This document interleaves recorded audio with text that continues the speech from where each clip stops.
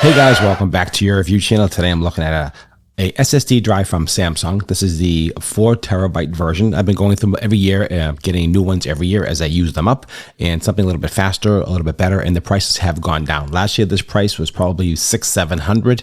This year the price will be posted. You'll see it right there below. There'll be a link below, and also be a QR code over here in the video, so you can take a look at that. You can scan that, or you can go check out the field below, and all the we do get a small commission, just to let you know, fair and transparent, and cost you nothing, just to help support my channel. And I appreciate your time for watching this video. So what is this? This is an SSD drive card. Blistering speeds, that's what it says, blistering fast speeds, which it does, definitely has. This is the 990 Pro.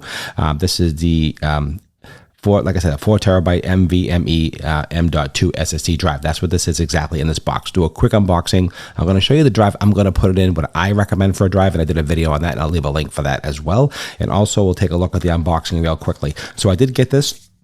Came in a day or so, and it also does say read speeds up to 7450 megabits per second, or megabytes per second, actually, megabytes per second, and that's pretty fast. Really fast. And these drives are getting faster. This is the 4th generation. They have 5th generations, of course, and they have bigger ones and bigger ones. You know, just because it's bigger, this doesn't necessarily mean it's faster. There's only so much throttle you can go with these, regardless, especially with Thunderbolt 5, which you probably would need a Thunderbolt 5 enclosure, which I do have here, and I'll talk to you about this enclosure as well. This is fantastic. We'll go over that as well. I'll show you that in a few minutes. So let's just go over this real quick. Let's just take a look at the unboxing, and the unboxing is really no frills at all. It's in like in a cardboard box like this here. You can see this is the instruction, little paperwork that's in here. You could take a look at that if you want to, but there's really not much in there. And the drive is actually just sitting loose, just like this, sitting in the car. It's great packaging, environmentally friendly and all that stuff, which is cool. All right, so let's take that out. Let's get this out of the way, and that is the no frills unboxing. So here's the actual drive itself. I want to get a nice close up so you can see it. There it is, right there. The 990 Pro. You can use this internally. You can use this externally. I'm using it externally on my Mac for editing. I put all my video files on these little drives, on these SSD drives, and just helps make workflow much faster. Nothing on the bottom here, so everything is all heat synced on the top of it right here. And they do get pretty warm. They have a lot of new technology built into these with the drivers. They help with the throttling, the heat, all that kind of stuff, this dispersion of heat, and that's really cool.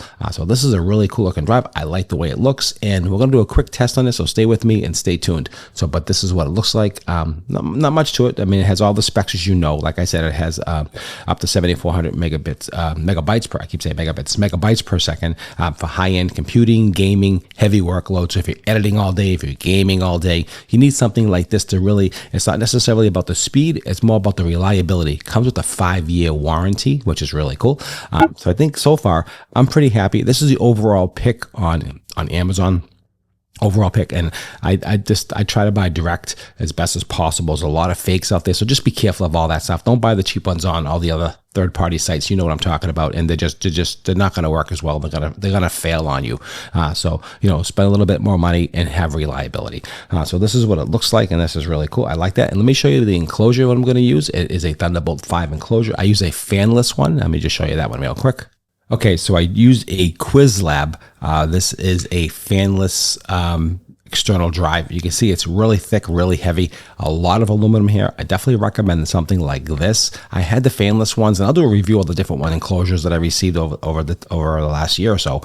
This one here has a lot of big fans on it, so this is going to give a good heat distribution. Really heavy. It's got this copper backing here, all solid, all heavy aluminum, which is going to help with distribution, disbursement of all that heat.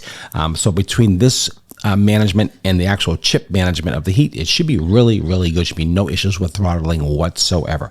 So to install these are really super simple. Heat sink tape, basically, you put this on the back side of your chip, and that sits on the back part of this plate here, and that's how the heat transfers to the plate itself. That's simple enough, and these are really easy to install, guys. So really easy. So this has a little thumb in here. Let me just take a little screw out of that. All you have to do to install these are really simple. You just pop in your SSD at an angle like this here. You just slide it in. You can see how it's sitting, just like that. And you just basically push it down. It's that easy, like that. Now this screw here has a slot in the screw. And a slot and a screw will sit in the middle of the drive. Right here, you'll see how it has a little indentation in the drive right here. Let me just show you. And then the screw just sits right inside that drive. And you just screw that right down. So that's really super easy to install. And we'll do that real quick. If you enjoyed the channel, guys, don't forget to like, share, and subscribe. I do all types of reviews, as you know. This channel is a little bit about everything to help educate, motivate you, and inspire you to do things on your own, like upgrading a computer, buying smart drives or flash drives or whatever it is. I'd like to help you all do that. And that's what it's for. So if you enjoy this content, don't forget to smash that like button, subscribe, and share the video. It means a lot to me. I really appreciate that. And here it is all installed. You can see how easy that was installed. Super easy. That's just sitting there. It's free floating right where it should be. So it has nice air circulation. That's what you want. And then you take your thermal tape. Really simple. Just pull off one side and lay it on top of the chipset, just like that, as you can see. And then make sure you take off the plastic side. There's two plastics that hold this. Make sure you take that off, because if you don't, it won't transfer the heat properly, and that won't be good. So let's take that back side off. And what I like about this enclosure is that this enclosure is no screws. So you just basically snap and go. And I like that a lot. And I definitely recommend this enclosure quite a bit. You can see little ball bearings. They just pop in and pop out. So all you have to do at this point is just snap it close. And that is all installed that easy. You plug in, this is Thunderbolt 5, super fast, and I'm definitely going to recommend this drive. This is my new, I've been using this for about 3 months, a couple months now, and maybe a month and a half roughly, I forget, and no issues at all, just really flawless.